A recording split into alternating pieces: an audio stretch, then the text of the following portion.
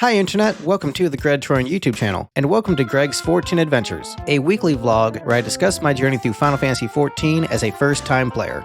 I beat A Realm Reborn back in 2022, and I'm finally finishing up the rest of the game. These vlogs are documenting my journey. If you like these videos and want to support their continued production, the best way to do that is to like the video, share it on a relevant social media site like Reddit, and leave a comment.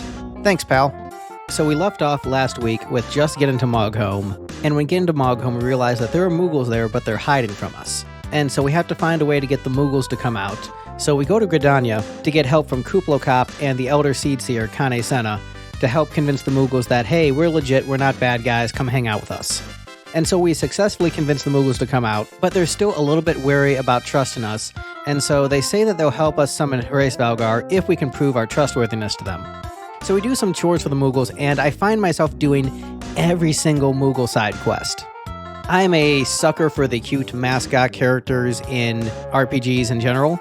I love Moogles, just have always loved Moogles. We have a Moogle prominently displayed in our living room that I got from my wife as a gift a few years ago. I forgot what year I gave it to her. I gave her a Moogle for her birthday, and she just carried it around the house for a couple of days, and the cats got jealous, so she wasn't able to carry around the Moogle anymore, but it ended up being a centerpiece for the living room, the Moogle stuffed animal. And so in 14, I haven't been doing all the random side quests because MMOs and side quests, there are just so freaking many. And I'm not necessarily the completionist person of doing every single side quest in a game. Like when I played 11, I didn't do every single side quest in 11 because there's just so many and a lot of them are super grindy. But I did do every side quest in Final Fantasy XVI, which was made by the same team. And I did not every side quest in Another Eden, but the vast majority of them, and I did all the exclamation point side quests in Another Eden, aside from the auction house stuff. And that is an MMO-sized game in terms of side quests, so I've really only done a MMO-sized game worth of side quests once. And I don't necessarily have a desire to do it in 14. I have my main list of stuff I really want to play through of what I view as essential content, but because I'm planning on subbing to this game for basically years, because I'm playing with Summoner Jobin, and he moves at a much slower pace, and there will be a point where I will have caught up with everything else in 14. I will beat him Dawn Trail, and we will likely still be playing Heaven's Word, him and I together, by the time I, beat Dawn Trail, if we're even at Heaven's Word, if we've even gotten through the Realm Reborn patch quests.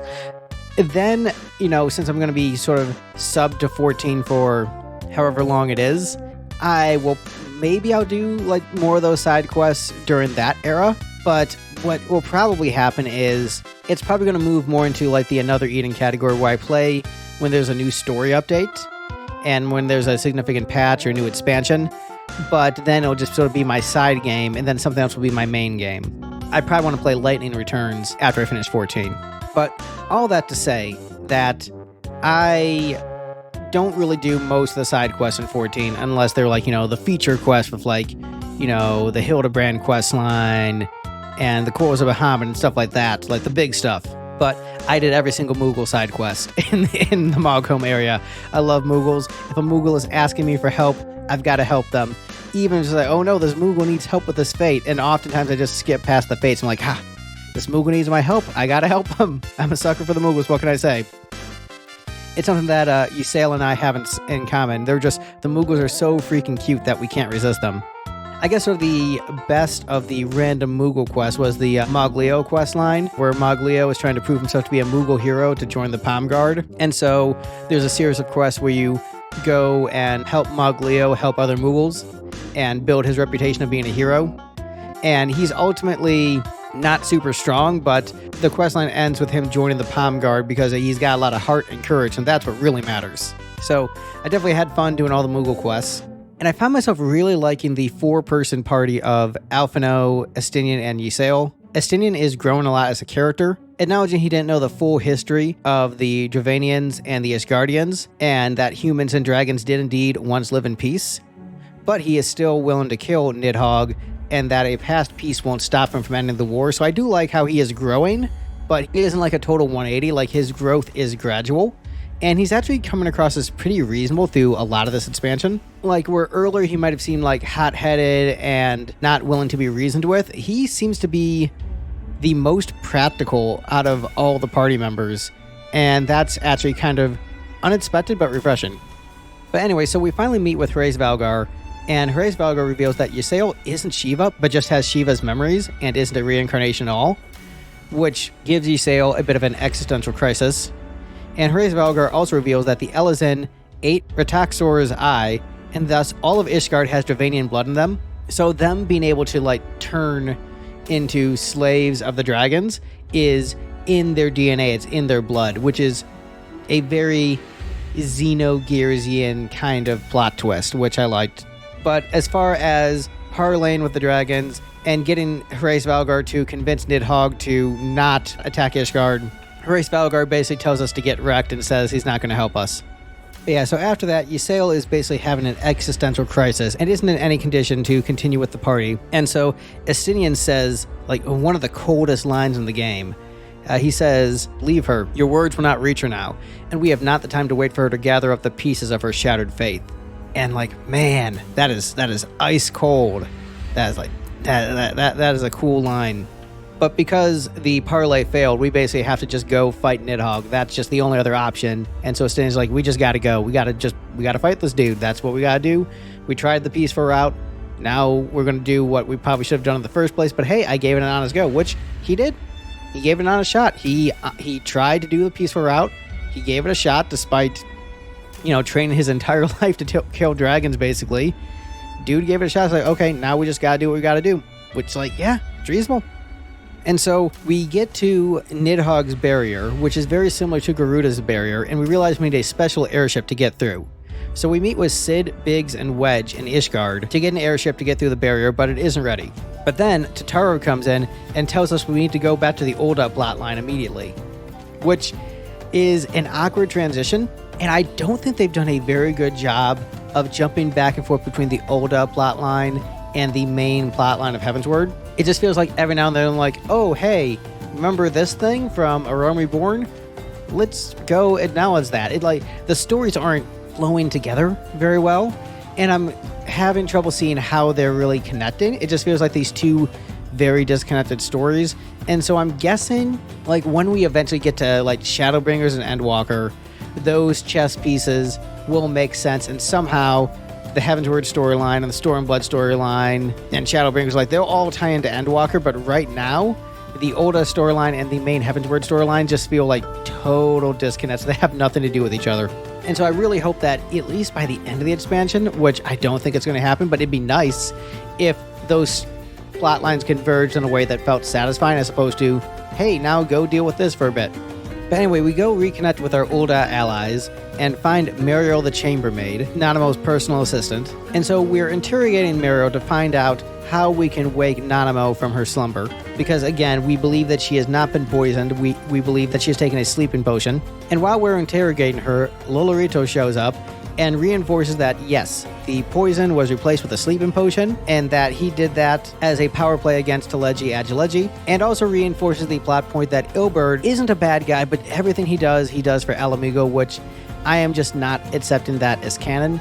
I'm just going to go with the original. He seems like a bad, evil dude, and all the attempts at making him into a sympathetic character that's just, doing all this stuff for Alamigo, his actions don't make sense. Like, what he does doesn't actually help the Alamigan resistance in any way. If anything, it just gives him a bunch of enemies and doesn't give him enough wealth or clout to do anything to help Alamigo. So, yeah, that is a piece of writing in 14 that is not landing with me at all and just is falling completely flat.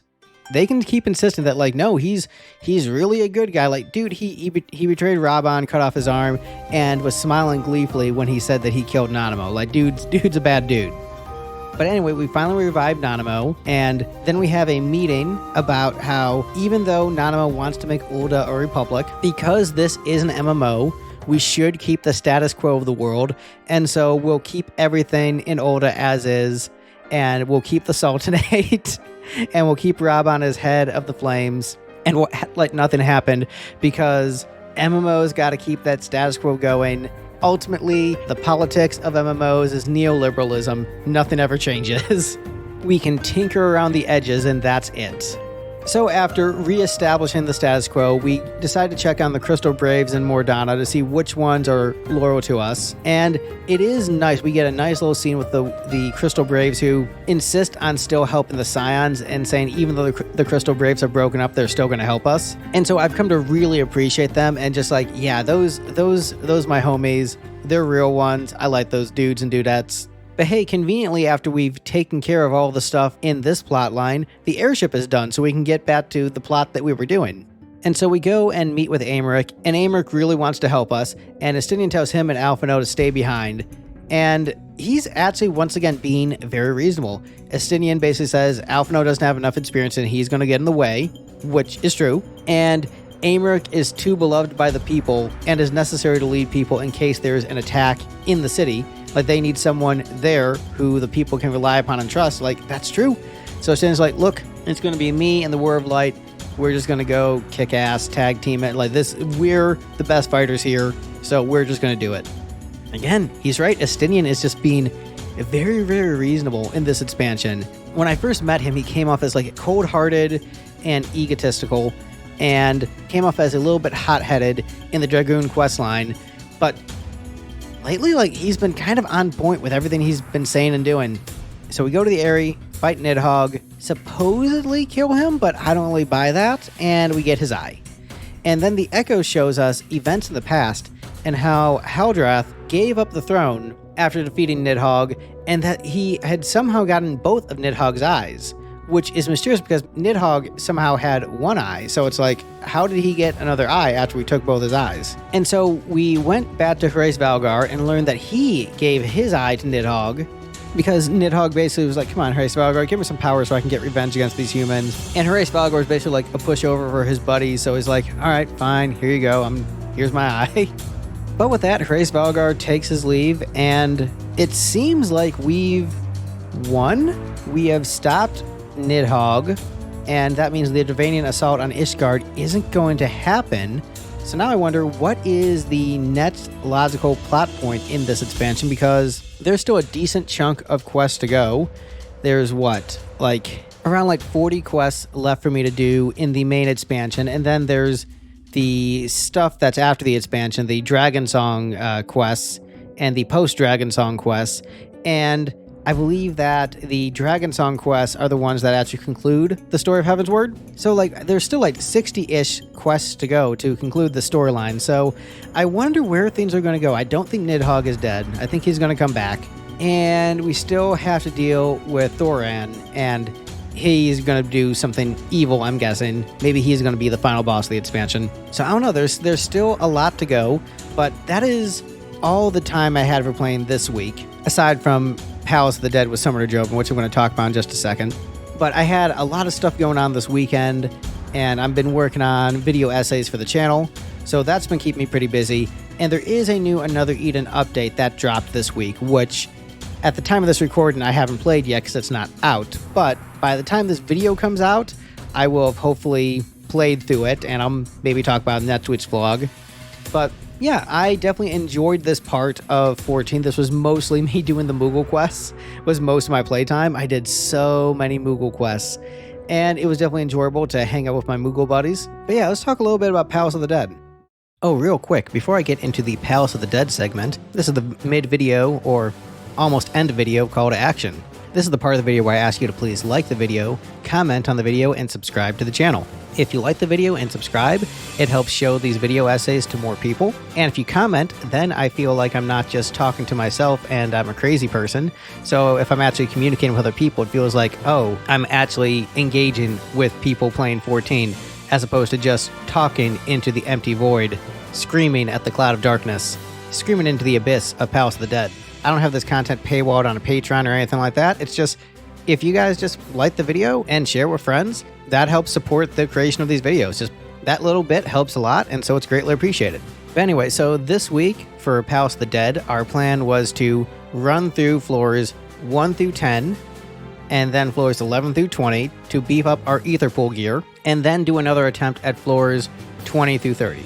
As mentioned previously, when you do the earlier floors, when your gear is higher level, you have a lower chance of getting any new buffs to your ether pool gear.